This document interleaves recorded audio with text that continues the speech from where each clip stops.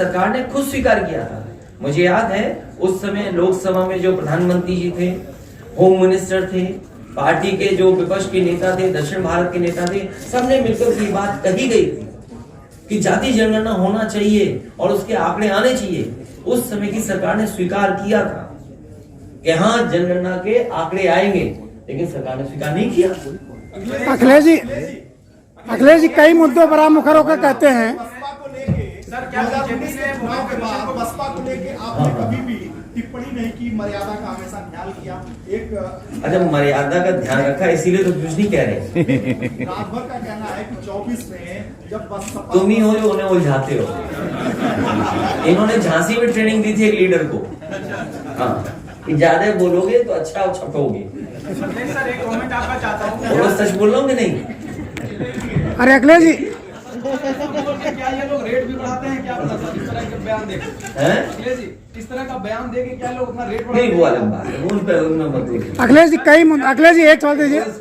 अरे भैया जी, कई मुद्दों पर आप मुखर होकर कहते हैं जातीय जनगणना होनी चाहिए, उसके विपक्ष में सरकार क्या करती है? जितने सरकारी संस्थान हैं उनका निजीकरण करते रहिए। तो आप जो डिमांड करते हैं, आप जो सर डिमांड करते हैं जिसकी जितनी भागीदारी उसकी उतनी हिस्सेदारी, जब निजीकरण हो जाएगा तो कैसे मिलेगा?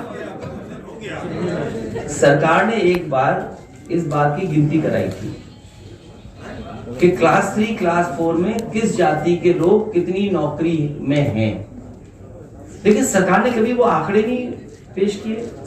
तो आज मैं मांग करता हूं, वो हमारे पत्रकार साथी भी कुछ ऐसे सवाल पूछ रहे थे और आप भी हैं, कि जो जाति जनगणना हुई थी और नौकरी में कितने कितने हैं क्लास 3, क्लास 4 में, वो आंकड़े सरकार क्यों नहीं देती है? दे सरकार आंकड़े नहीं। इसलिए सरकार जानबूझ करके ध्यान हटाने के लिए समय समय पर मुद्दे लाती है। जो बुनियादी मुद्दे हैं उन मुद्दों पर लगातार समाजवादी पार्टी जनता में रहेगी और करेगी। मैं उसके पक्ष में नहीं हूँ। सरकार जो फौज की नौकरी परमानेंट नौकरी होनी चाहिए, जो पहले व्यवस्था चल रही थी वही व्यवस्था होनी चाहिए। और उसमें मैंने सुझाव भी दिया था कि कॉर्पोरेट टैक्स अगर आप बढ़ा दें तो आपको बजट की भी जरूरत नहीं पड़ेगी। आज आदरणीय उदय प्रताप जी मुझे सदस्य बना रहे हैं। आजमगढ़ और रामपुर में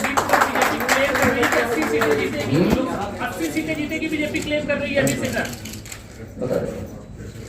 सर बीजेपी कह रही है आने वाले लोकसभा अभियान नहीं चला जिस तरह से आप लोकतंत्र बचा, अभी हमें लोकतंत्र बचाने दो और सदस्यता अभियान चलाने दो।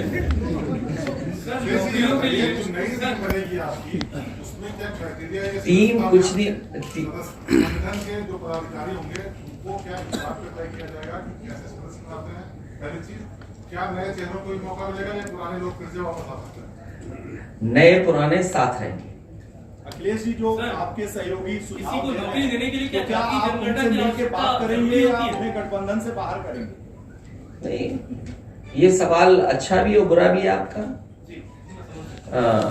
जाति जनगणना इसलिए होनी चाहिए कि कई बार बहुत आरोप लगते हैं दूसरे लोगों पर और हर समाज के अंदर भेदभाव पैदा कर रहे हैं लोग कि आप आबादी में इतने, आपका हक छीना जा रहा है, कोई कह रहा है किसी का हक छीना जा रहा है। इसीलिए समाजवादी पार्टी का मानना है और इस पर कई बार कई मौकों पर बहस हो चुकी, लोकसभा में भी बात रखी जा चुकी है, सुप्रीम कोर्ट तक बातें गई हैं। समाजवादी पार्टी का मानना है कि जाति जनगणना होनी चाहिए। सरकार को काम करने का, नीतियां बनाने का और उन तक उपलब्धि पहुंचाने में आसानी होगी। जब चुनाव आता है तभी ये मुख्य रूप से जाति जनगणना के कारण। आज तो चुनाव नहीं है, आज चुनाव नहीं है, लेकिन आने वाले की तैयारियां तो सभी पार्टियां कर रही है सर। अभी चुनाव नहीं है। समाजवादी पार्टी का मानना है कि जाति जनगणना होनी चाहिए। अखिलेश जी जैसा हमने तो अपने घोषणा पत्र में और कई मौकों पर कहा था कि सरकार बनने के 3 महीने के बाद जाति जनगणना होगी। जब बड़े बड़े डेटा सेंटर बन रहे हैं, कल को सवाल आप पूछोगे डेटा सेंटर क्यों चाहिए? कल को आप कहोगे आर्टिफिशियल इंटेलिजेंस खत्म होनी चाहिए। आर्टिफिशियल इंटेलिजेंस क्या है? डेटा सेंटर में क्या होगा? क्या कलेक्ट करेंगे डेटा सेंटर में आप? अखिलेश जी सरकार और सरकार के लोगों को कम से कम अगर बड़ी उपलब्धि दिखानी तो जाति जनगणना करा ले। अखिलेश जी बड़े मुखर होकर कई मुद्दों पर आपने कहा जातीय जनगणना होनी चाहिए। बीजेपी, अब वो मैं नहीं जानता कि बीजेपी में डेटा है कि नहीं। सरकार भी कहती है सरकारी आंकड़ों के हिसाब से पिछड़ी जाति इतनी है, सरकारी आंकड़ों के हिसाब से ये जातियां इतनी हैं, हमने सरकारी आंकड़े में इस वर्ग को इतना दिया है। अखिलेश जी ये ऑथेंटिक क्यों नहीं हो? फैक्ट के साथ क्यों ना हो? सर 2000